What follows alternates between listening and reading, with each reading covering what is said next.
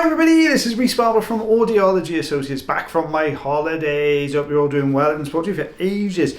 On my own today. The rest of the guys are all busy seeing patients, but this is my first day back in work after my hauls, so I've got a bit of an easier start coming back in so I can get some videos done for you guys as well. So this is actually Taylor's patients, not mine, this one, but this was Taylor to tell me this was a really super duper nervous patient that came through with quite hard wax as well, so always a little bit more of a difficult one to do when it's like that. So what he's got here, you can see, is a very thick, it's almost a piece of thick skin that's underpinning this wax. So he's just going in with a forceps, he's going in with a crocodile forceps just to grab this bit of skin here right at the entrance. Not playing ball yet, he's almost got a grip and a bit more of a pull. There you go, look at that coming away. It's going to shear, I think, looking at that. Yeah, there you go. So he's just going to go back in and grab the next piece. So sometimes with these bits of skin, as you're pulling them away, what happens is they start to unravel a little bit. They become really super thin in places and they do tend to shear a little bit. But you can see this is coming away really well. Nice thicker piece there.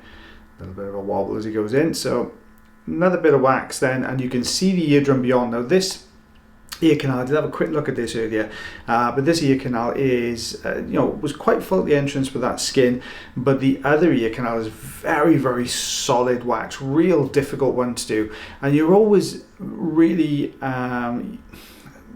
not cautious as such, because you're always cautious, but you're always very mindful if you've got a particularly nervous patient that's coming through. And there can be lots of different reasons why somebody can be nervous. Sometimes they haven't had the best of experiences with wax removal in the past, or sometimes this is a completely new thing for them. Don't forget, there's a lot of these patients are new patients. They've never had this type of thing done before, so it is something a bit new, a bit more out of the ordinary to have done, and they can get a little bit nervous. I think the thought of everything's a little bit it's usually worse than the procedure I would have done, to be honest, because in most cases this type of wax removal is painless.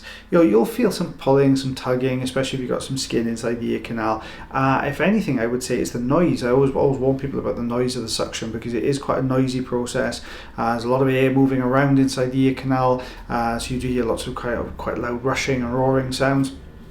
And you can get some pops and squeaks as bits of wax break away, get sucked up the tube. But for the majority of the cases, it's really gentle on the ear. It's just that noise that sort of worries people, I think. But it's a really easy process, and a lot of patients deal with it really well.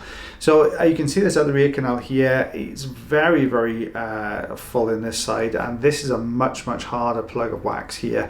Doesn't always respond particularly well with suction. Sometimes when you're trying to suction these bits out, you'll get that kind of little bit of movement, which is what you can see here, but it's just not really kind of coming away fantastically well. And usually when it's a little bit more solid, that S shape to the ear canal, that elongated S shape, it can really kind of hold on to that back end. So you've got a more mobile sort of front end of the plug, but the back end of the plug is still hooked quite firmly around that second bend in there. So it's coming away really well. There you go.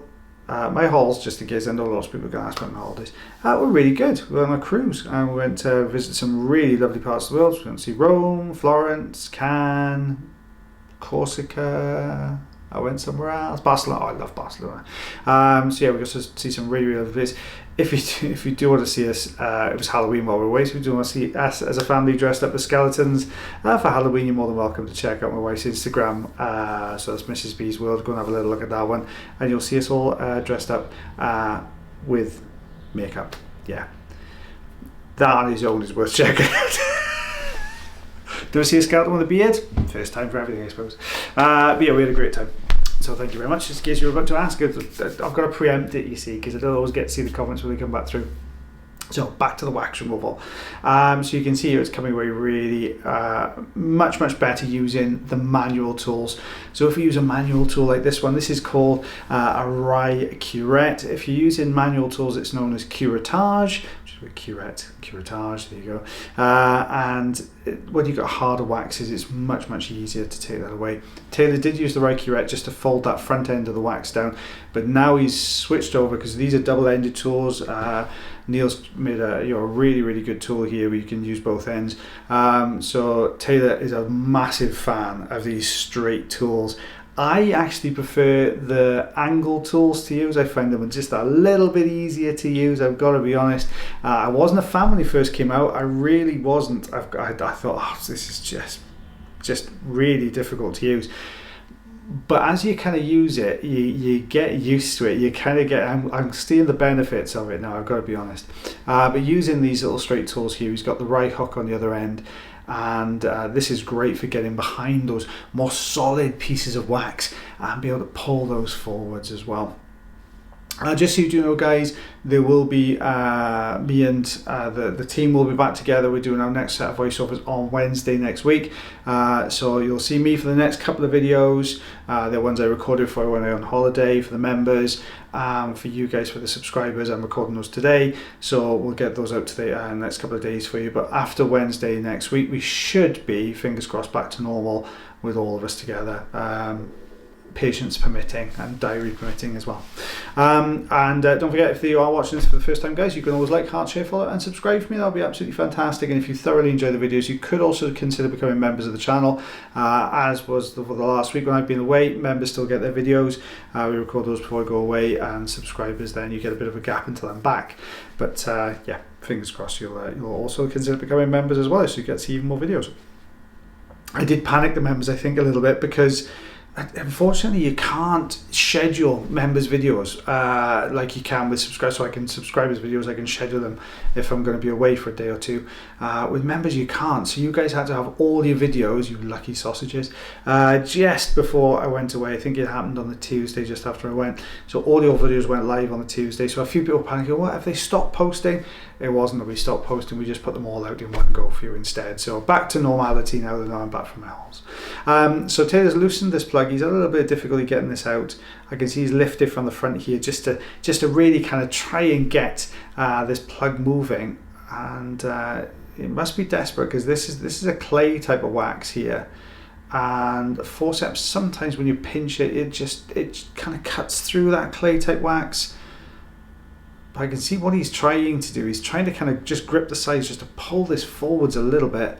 And he's almost getting the grip. You can see the end of the forceps is just kind of pinching the bottom of that plug, but it just hasn't got enough purchase on the plug to be able to pull this through. So he's back to the right hook here, and he's using it really well, just to be able to push the top of the wax plug down, and then trying to just get behind it. It's almost there. With the clay type plugs, when you're using a hook on there, because it's not soft, but it's certainly far from hard as well. It's got this kind of, I'm trying to think of a good consistency. It's kind of like Play-Doh, that sort of consistency. So when you're going in with something like a hook, you imagine like drawing a thinner kind of angled piece through Play-Doh. You'll sort of pucker it a little bit, and then it'll start to pull through. That's what happens with this type of consistency of wax as well. But he's doing well here. He's gone back in now with the right curette, and he's just smoothing this front end down. You can see he's trying to angle it, just trying to get into that gap. Always a little bit more difficult with these ones, especially when they raise up the back, because it's really hard to get the curette over the top sometimes. But he's managing it here, and you can see he's got that kind of sideways pull, creating a much bigger gap, much easier to get behind now. Should be able to fold this forwards, even if you can't pull the whole plug out. Nearly there, nearly there. There you go. You can see it really. It's almost there. It's just starting to pull forwards. So let's grab. Oh, he's going right behind this time, so dropping way behind it. And he's gonna pull this. Can he get enough? Is it got enough kind of consistency to? It's not. Just skimmed over the top. Sometimes if you get to that section that's sitting right next door to the skin, it'll be that little tiny bit harder, just a little bit easier to get that purchase behind it. Oh, here we go. Oh, it's so close. You can see it's almost gone crumbly now, so he's starting to break these little bits off.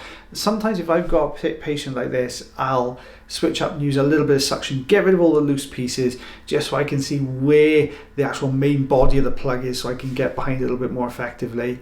But Taylor's done the same thing, but he's used the right curette for that instead. He's just kind of just passed down the surface, just taking all those looser bits off. Yeah, tough one, this one. You'd have to get almost right behind it, and it looks a bit flat to me. It doesn't look like it's going to come away easily. He's going to break the left side. Oh, there you go. He's managed to pull a little bit of the right as well, so he's managed to pull that down. Much easier now. You've got it coming forwards, much easier to get the tool behind. Yeah, he's got it. He's got it. It won't be long. This will be out. A couple of seconds now. There we are. Out that comes. Nice big old plugs there. He's just going to pick this bit up. Use a bit of suction. And let's take a look beyond that. Looking much, much better. So sometimes you will get with these particularly nervous patients, because they don't really fancy everything done, you do find you get these kind of harder plugs as well. So 2.5 centimeters, 1 inch worth of solid wax. Well guys, it's lovely to be back talking to you again, and I hope you've been okay while I've been off, and fingers crossed everything will return back to normality now for the next week or so. But as always guys, take care of yourselves, take care of your ears, and take care of one another, and well, I'll see you for the next video more than likely, but fingers crossed in a couple of videos time, back to the whole crew as well. But until next time, see you soon.